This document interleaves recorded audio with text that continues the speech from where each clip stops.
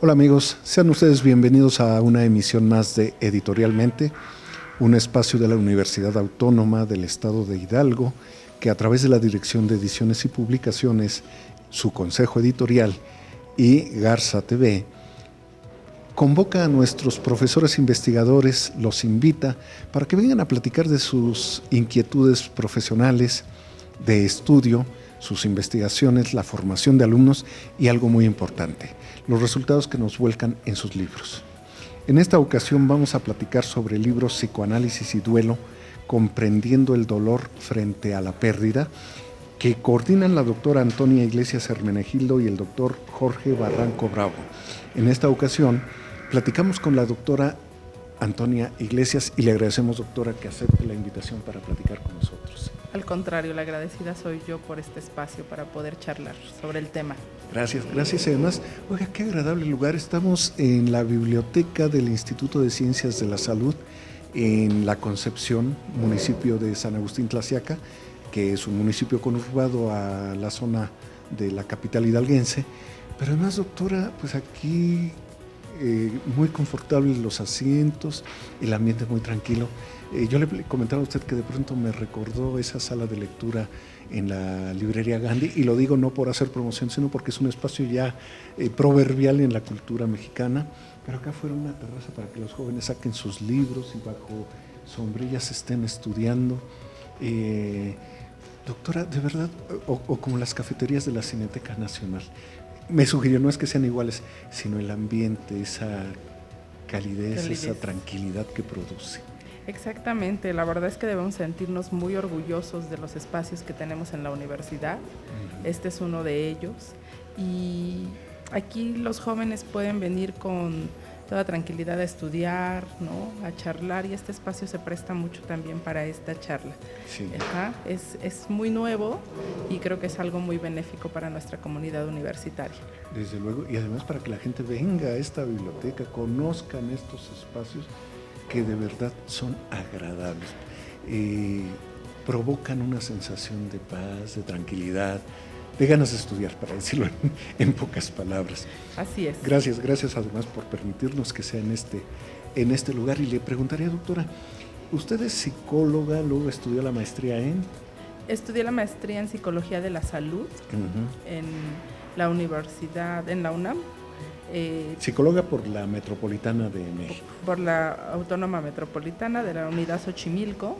Hermosísimo lugar. Sin lugar a dudas, sí. Siempre será mi alma mater. ¿Verdad? Exactamente. Sí. Luego la maestría en la Facultad de Psicología de la UNAM. De la UNAM, junto con una especialidad avalada por la Secretaría de Salud en Psicología de la Salud, y posteriormente un doctorado en clínica psicoanalítica en el Centro Eleya de Actividades Psicológicas, el cual está dirigido por los doctores Blechmar.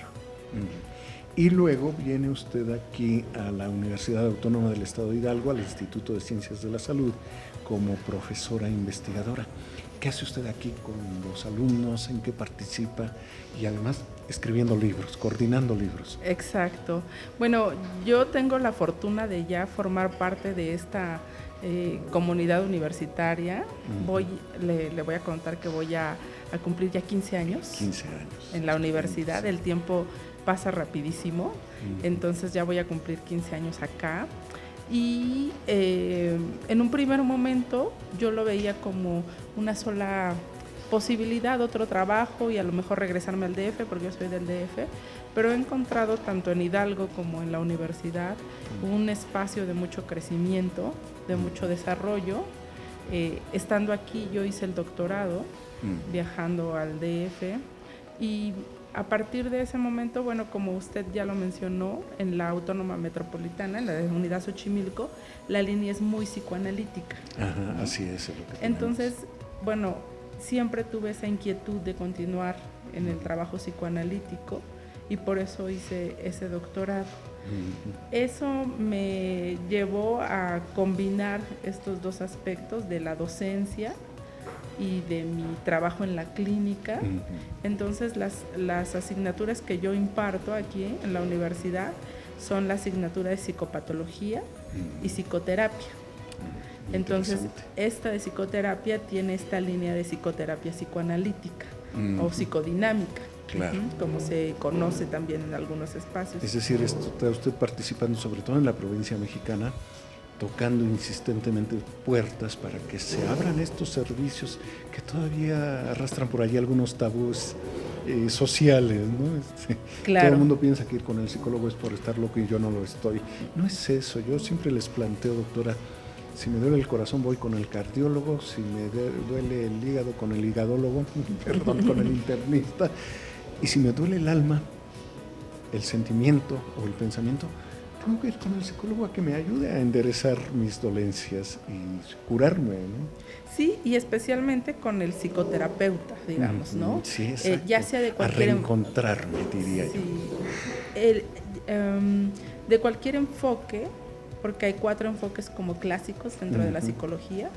El psicoanalítico es el primero que se plantea, después en ese momento es el conductual, que actualmente se conoce como cognitivo-conductual, después el humanista y finalmente el sistémico. Entonces son diferentes formas de abordaje y de comprensión tanto del sujeto como de la atención de las problemáticas. Cada uno tiene su teoría, su técnica y su finalidad, pero creo que coinciden en que la finalidad tiene que ser curar en algún sentido, modificar ya sea el síntoma, la conducta, el pensamiento, cada una en su diferente línea, y sobre todo el bienestar del sujeto. Claro, sobre todo le digo eso, yo creo que en el fondo hay algo así de ese reencuentro consigo mismo, ese tomar conciencia de sí mismo que es tan enriquecedora. Exacto, a veces esa parte es dolorosa, sí, ¿no? Pero saludable. También es saludable, gratificante, y eso es lo que el psicoanálisis plantea.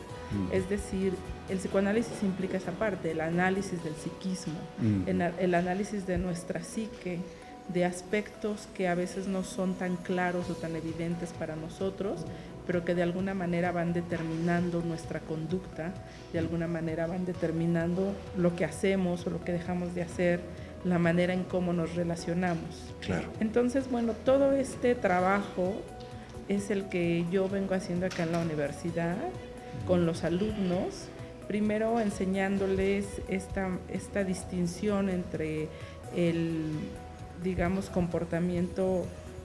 No me gusta mucho usar esa palabra, pero en psicopatología sí se utiliza, el comportamiento normal, porque hay toda una discusión alrededor de verdad de qué es normalidad y qué no lo es. ¿Cuáles son los paradigmas de la normalidad? Sí. Qué es sano, qué es salud mental y qué no lo es. Por eso en psicoanálisis se habla más de conflicto psíquico, porque al final todos vamos a estar en un conflicto y podemos resolverlo de una u otra manera.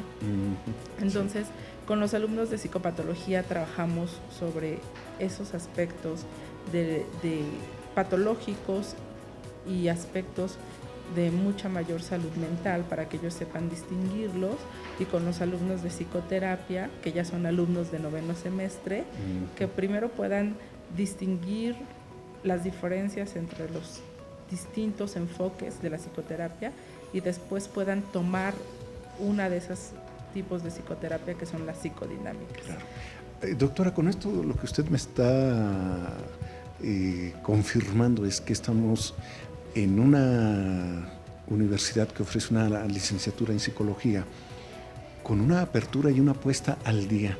Es decir, si algunos jóvenes nos están viendo y tienen por allí un interés por los estudios de la psicología como vertiente profesional, pues tienen aquí una opción interesante. Tengo entendido que hay profesores de diversas formaciones, todos con muy buen nivel, y que la discusión académica es muy enriquecedora. Así que allí tienen ustedes jóvenes, ustedes padres de familia, una posibilidad que deben valorar. Y bueno, doctora, vamos a entrar en materia de libros Psicoanálisis y Duelo, comprendiendo el dolor frente a la pérdida. Usted y el doctor Jorge Barranco, también profesor investigador en la universidad, publicaron este libro y nos ofrecen aquí una serie de artículos en la que participan varios colaboradores, cerca de 13. Este libro salió publicado en el 2010. Sin embargo, bueno, ahora que lo curioseamos, vemos que están ustedes aportando una serie de ideas muy interesantes y que el libro tiene vigencia. ¿Qué propusieron ustedes al concebir la estructura de este libro? Bueno, esto se enlaza un poco a lo que veníamos platicando. Parte de mis actividades aquí como profesora investigadora tienen que ver con el desarrollo de proyectos de investigación. Entonces, una de mis líneas de investigación de mucho tiempo fue la del duelo, y aunado a mi formación que tiene que ver el psicoanálisis. Entonces, este libro surgió de un evento que realizamos, ¿no?, que también parte de nuestras actividades de extensión y de formación a la comunidad. Entonces Hicimos un simposio que se tituló así: Psicoanálisis y duelo, una mirada dolor y pérdida, una mirada psicoanalítica. Así se tituló. Entonces nos sorprendió sobremanera el impacto que tuvo en la comunidad. Nosotros teníamos un espacio para 200 personas y nos llegaron 400. Caramba, no sabíamos el doble o un poco más. Incluso nuestro auditorio estaba verdaderamente saturado. Y qué satisfacción y qué responsabilidad. Exactamente. Y no solamente vinieron personas del ámbito, digamos, de la salud mental, estudiantes, por supuesto, sino también vino público en general. Cuando fuimos viendo cómo se desarrollaba el simposio, nos dimos cuenta de la importancia y la necesidad que había de información sobre el tema. Este es un tema, por un lado apasionante y por un lado universal. Así es. Todos hemos atravesado por un duelo. Sí. Pero la comprensión desde el psicoanálisis llamó mucho la atención. Después de este simposio fue que surgió la idea de que aquellos trabajos o esas conferencias se pudiesen trabajar de forma de libro, claro, y pudiesen entonces publicarse. Y además más reflexivamente que un simple artículo de simposio, es decir, exacto, se replantearon y se revisaron con mayor cuidado. Doctora, ¿cómo nos definiría usted el duelo? Porque el uso común de la palabra es muy diferente del uso académico. Claro, el duelo es tiene como dos acepciones, ¿no? Una tiene que ver con dolor, sí, y otra tiene que ver con lucha, tal cual lo que implica un duelo, ¿no? Entonces uno es dolerse y otro tiene que ver con una lucha. El duelo es el dolor frente a la pérdida de un objeto amado, sea o de una abstracción de ese objeto amado. Claro. De hecho, ahí Freud, que fue el primer autor psicoanalítico que habló sobre el duelo, él nos plantea que no necesariamente tenemos que tener una pérdida concreta. A veces es muy evidente la pérdida de un ser querido, una separación, pero puede haber una abstracción de eso, por ejemplo, perder la patria, sí, perder, claro, la libertad, esas pérdidas que después otra autora que se llama Pauline Boss las llama como pérdidas ambiguas, también son circunstancias que nos pueden llevar a vivir un duelo. Claro. Ajá. Tan doloroso como puede ser, guardar las proporciones, como puede ser el del fallecimiento de una gente muy cercana. Y creo que ahorita que lo planteó usted, bueno, hemos sabido, nos ha tocado convivir y hacer amistad con gente que ha llegado de Sudamérica, por ejemplo, en los tiempos difíciles de las crisis políticas y dictaduras en Sudamérica, y que verdaderamente era un dolor muy fuerte. Cargaban con la familia, cargaban con los objetos, pero cargaban sobre todo dolorosamente con los recuerdos. Exacto. Y eran unas pérdidas, se notaba el duelo, era muy evidente en ellos. Exactamente. Y bueno, por ejemplo, las personas que se jubilan, ¿no? Claro. Como tal no es una pérdida del trabajo, porque finalmente siguen teniendo su sueldo, sí, pero es diferente todo lo que hay alrededor de ello. Entonces, no solamente... Perdón por la interrupción, pero ¿recuerda usted qué bien describe esa jubilación Mario Benedetti en La Tregua, Claro. que padece dos pérdidas, dos duelos, Sí. el de la amada que se muere y el de la jubilación. Exacto. Ahorita que lo dijo usted me acordé de esa espléndida novela que recomendamos que la lean los jóvenes. Ampliamente, sí, sobre todo para los jóvenes. Sí. Yo recuerdo que fueron textos que me acercaron muchísimo Sí. a comprender esto, y de ahí retomo algo súper importante, que es los literatos han dado cuenta de manera mucho más clara de lo que es el tema del duelo, incluso antes que la psicología o el psicoanálisis.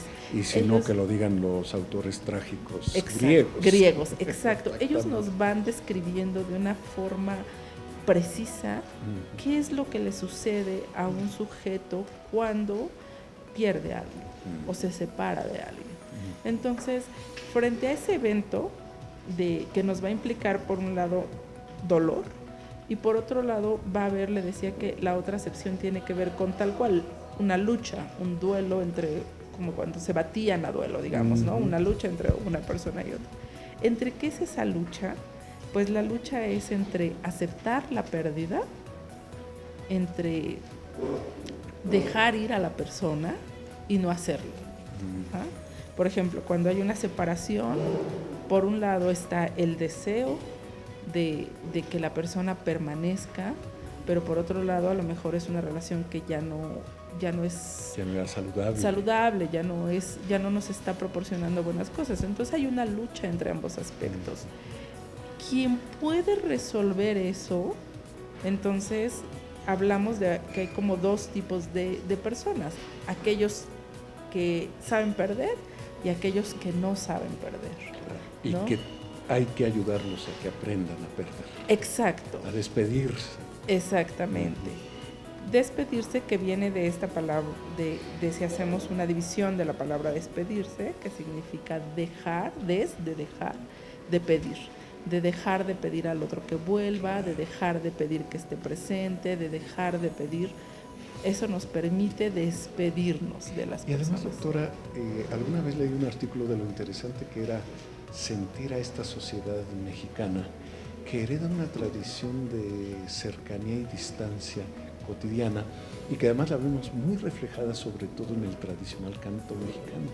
Alguien hacía un estudio muy rico alguna vez en algún artículo leí, y pongo ejemplos como estas canciones tan apreciadas y con letras tan intensas de José Alfredo Jiménez, de te vas, te retengo, te distancio, vuelvo a ti, pero siempre estoy dolido de la decisión que sea que tome. No quiero decir que sea la única visión del mexicano, quiero decir que está en el colectivo cultural de una sociedad que tiene años de estar apegada a ciertos esquemas culturales que le permiten tener en cuenta todas estas emociones a flor de piel.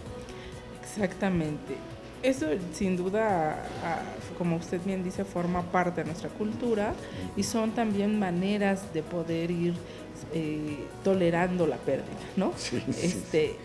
Entonces, bueno, frente a un duelo, generalmente no tiene que hacerse mucho, salvo el tiempo y un acompañamiento, van favoreciendo que la persona pueda lograr aceptar la pérdida. Pero aquellas personas que no logran aceptar la pérdida, que niegan que eso esté sucediendo y que hay un anhelo, entonces ahí hablamos de ya no un duelo normal, sino un duelo patológico. Y ahí es cuando sí hay que intervenir. Claro. Ahí es cuando sí hay que hacer. Exactamente. Y ustedes aquí lo plantean en una serie de capítulos muy interesantes con diversos enfoques. Leo duelo del modelo clásico al modelo contemporáneo, la madre muerta, que además es una figura muy fuerte en la estructura de las familias mexicanas, sobre todo lo que llamamos las familias tradicionales, que es también un término muy ambiguo, pero bueno, se utiliza. Del deseo al vacío, de la angustia al duelo, el género y la no maternidad, de la desilusión a la disolución del vínculo amoroso, marcas de la ausencia en la autoimagen femenina, de lo no representable a la construcción y al recuerdo, el trabajo del duelo en la niñez, que también es otro asunto interesante, el adolecer de la adolescencia, duelos y figuras parentales, también una época que nos preocupa mucho a los mexicanos, a los papás sobre todo. Claro. Sí, dolor mental y suicidio, otro riesgo que vemos allí latente y que cerramos los ojos para no ver en lugar de enfrentarlo. Abordaje clínico de la pérdida, la depresión de tipo narcisista, rehaciendo nuestro mundo, creando y encontrando sentido al sinsentido de la pérdida. La verdad, doctora, es un temario muy rico. ¿Por qué nos recomienda usted que los especialistas lean este libro, pero también que los no especialistas entremos a leer estos materiales? Son muy interesantes, son muy atractivos, no son sencillos emocionalmente, pero ayudan mucho a entender mejor nuestra propia vida. Exactamente. Mire, nosotros quisimos, a partir de esta experiencia, plantear capítulos que no estuviesen totalmente relacionados con el tema exclusivamente de la muerte.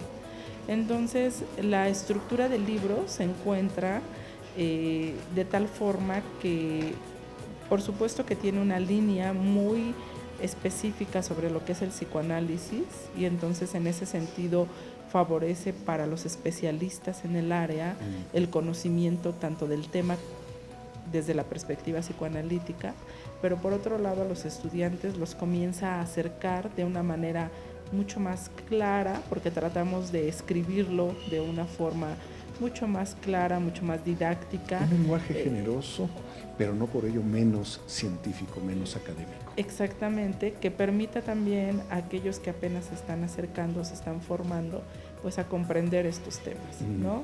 Entonces, hay algunos conceptos que pueden ser complicados, y lo que tratamos fue de describirlos a pie de página para que pudiesen ser de mayor accesibilidad a los lectores, general, sobre todo a los jóvenes, a los alumnos, ¿no? Entonces, esa sería como la aportación. Dentro de los diferentes temas que abordamos, en un primer capítulo quisimos dar como la parte que sustenta teóricamente, por eso se llama del modelo clásico al contemporáneo. Los psicoanalistas clásicos, entre ellos Freud, Melanie Klein, Lacan, abordaron o plantearon algunos aspectos del duelo que algunos son vigentes pero otros ya no lo son. Ya la comprensión del duelo que ellos plantearon ya no se entiende ha trascendido, se ha ido teniendo otras perspectivas, sin que esto deje de lado, por ejemplo, el texto maravilloso de Freud, que es Duelo y Melancolía, que nos sigue dando muchas aportaciones. Mucho motivo de discusión y estudios. Exactamente. Sí. Pero hay otros autores contemporáneos, como son los intersubjetivistas, autores que van planteando otros aspectos y han dado algunas otras digamos, aportes, que fue lo que quisimos dar, ¿no? O sea, en este capítulo. Otro tema que tomamos, que es muy común para todos, es el tema de la separación amorosa. Por eso, sí, claro, y a ese le denominamos de la desilusión a la disolución del vínculo amoroso, porque planteamos que para que verdaderamente haya una separación, tiene que haber una desilusión de la otra persona. Mientras esa desilusión sea como pequeña pero no suficiente, las personas siguen en esa relación aun cuando podamos pensar que ya no es lo más sano, y por eso cuesta tanto trabajo poderse separar, ¿no? Entonces retomamos ese tema, esto que usted planteaba, que de hecho el capítulo del libro se llama La madre muerta que continúa viva.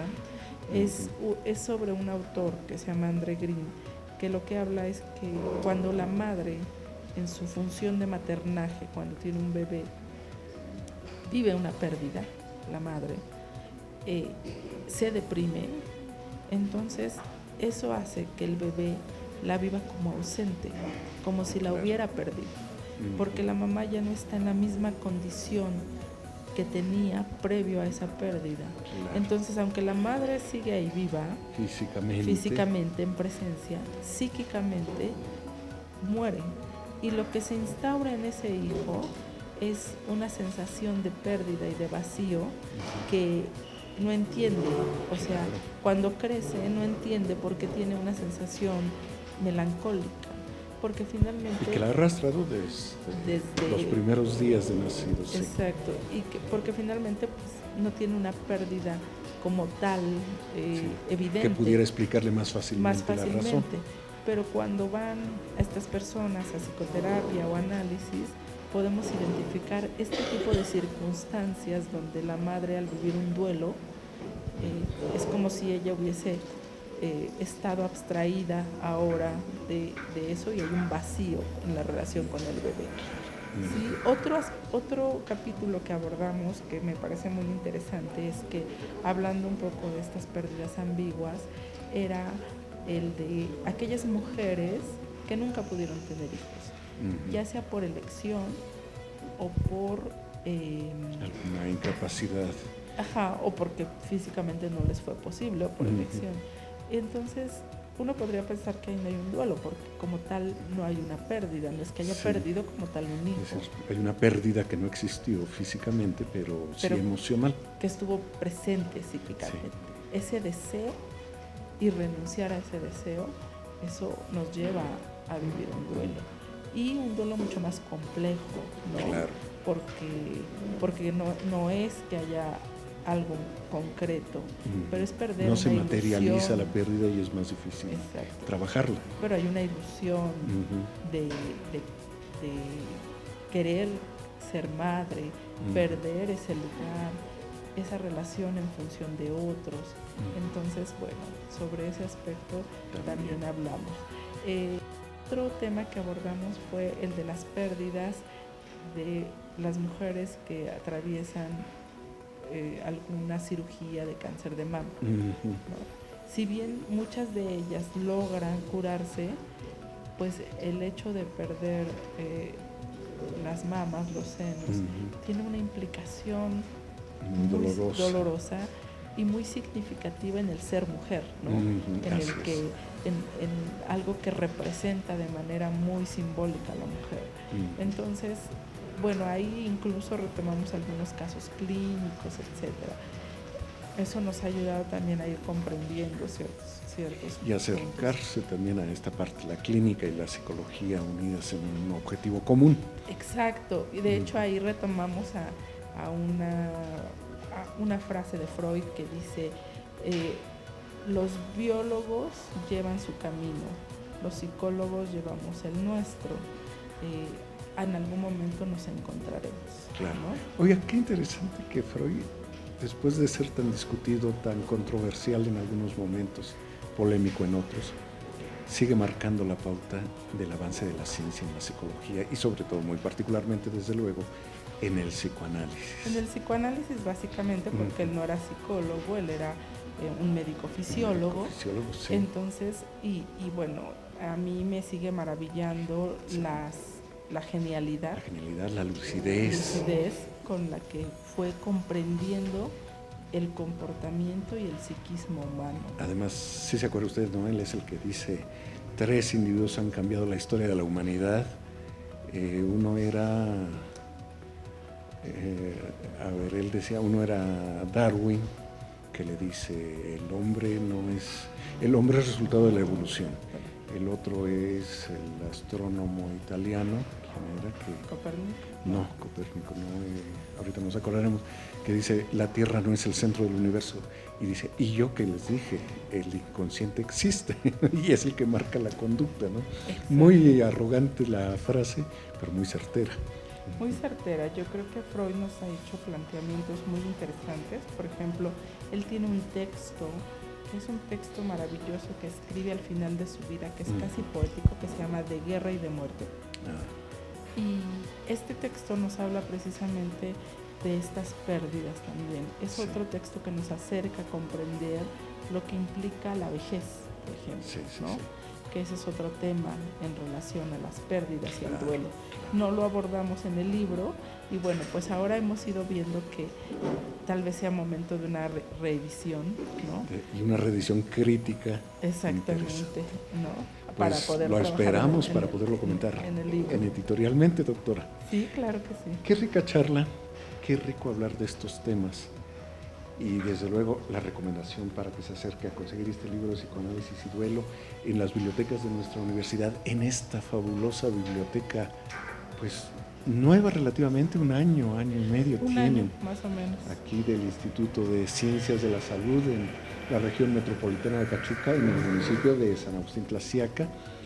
Y quizá con un poco de suerte lo consigue todavía en Carácter, la librería que está en el campus de Ciudad del Conocimiento. Pero desde luego, recomendable leerlo y esperamos el próximo libro para platicarlo aquí, doctora. Con mucho gusto. La felicitamos por este libro y le agradecemos que lo haya compartido con nosotros y que nos haya permitido conocer este espléndido lugar.